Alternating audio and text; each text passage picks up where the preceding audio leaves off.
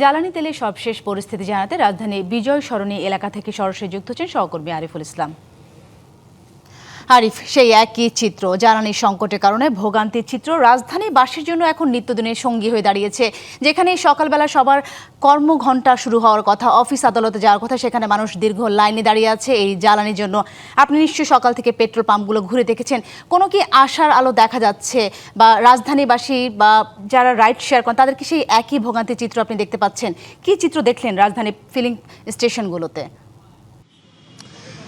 সাথী বিভিন্ন প্রশ্নই আসলে করেছেন, তার মধ্যে কয়েকটা উত্তর বা সবগুলো উত্তর দেওয়ার চেষ্টা করব। সেটা হচ্ছে যে আপনার কয়েকটা পার্থক্য রয়েছে। রাইড শেয়ারিং একটি বিষয় রয়েছে, যারা ব্যক্তিগতভাবে মোটরসাইকেল চালায় বা ব্যক্তিগত গাড়ি চালায় তাদের বিষয়টা কিন্তু প্রেক্ষাপটটা আলাদা।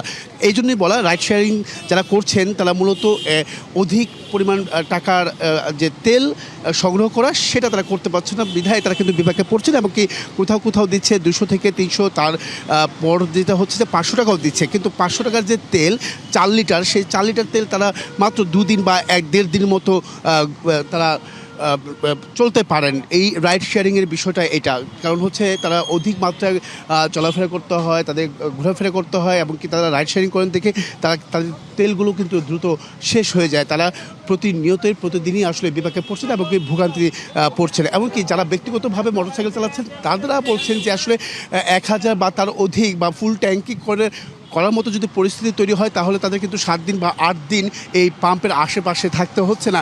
এবং কি তাদের যে কাজের ব্যাঘাত ঘটছে বা কর্মক্ষেত্রে যাওয়ার যে বিষয়টা, কারণ তারা সময় পার করছে, রাস্তাতেই আসলে সময় পার করছে প্রায় 5 থেকে 6 ঘন্টা। সেটা হচ্ছে, আমরা এখানে অনেকের সাথে কথা বলেছি, তারা ভোর 6টায় এসেছেন, কেউ 5টায় এসেছেন। RICL TMX, যুগের পর যুগ স্থাপনা থাকে মজবুত।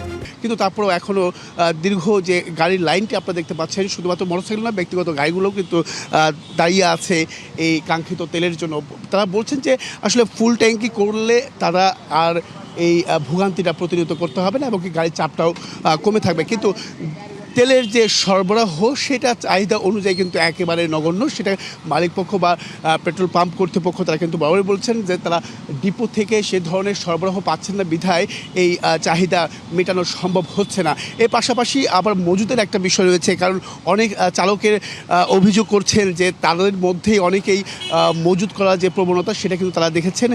তারা এই পাম্প থেকে 2 লিটার নিচ্ছেন বা 5 লিটার নিচ্ছেন বা 1000 টাকা নিচ্ছেন, অন্য পাম্পে গিয়ে তারা কিন্তু আবারও সেই যে লাইন, সেই লাইনে দাঁড়াচ্ছেন এবং কি সেই অভিযোগগুলোও কিন্তু তারা একে একে বলে যাচ্ছেন। এর পাশাপাশি তেলের যে সংকট বা পর্যাপ্ত আসলে ভোগান্তি রয়েছে, আবার তেলের যে চাহিদা সেটাও কিন্তু পর্যাপ্ত রয়েছে। সব কিছু মিলেই বলা যায় যে এই তেলের সংকটটা আসলে নিরসন কবে নাগাদ শেষ হবে সেটা অপেক্ষা, বা সরকারের পক্ষ থেকে আসলে উদ্যোগী আরও, যেহেতু সরকার বারবার বলছে যে তেলের কোনো সংকট নেই, তারপরেও কেন এই সমস্যা, সেই সমস্যাটা উদ্ঘাটন করার জন্য কিন্তু দাবি জানিয়েছেন সাধারণ যারা ভুক্তভোগী, যারা তেল সংগ্রহকারী যারা আছেন, তারা কিন্তু বরাবরই বলে যাচ্ছেন সরকারের আরও সচেতনভাবে এটা বিবেচনা করা প্রয়োজন, সেই জোর দাবি। জি, অসংখ্য আরিফ, ধন্যবাদ। আমাদের প্রত্যাশা থাকবে সরকার খুব দ্রুত এই জ্বালানি সংকট নিরসন করবে।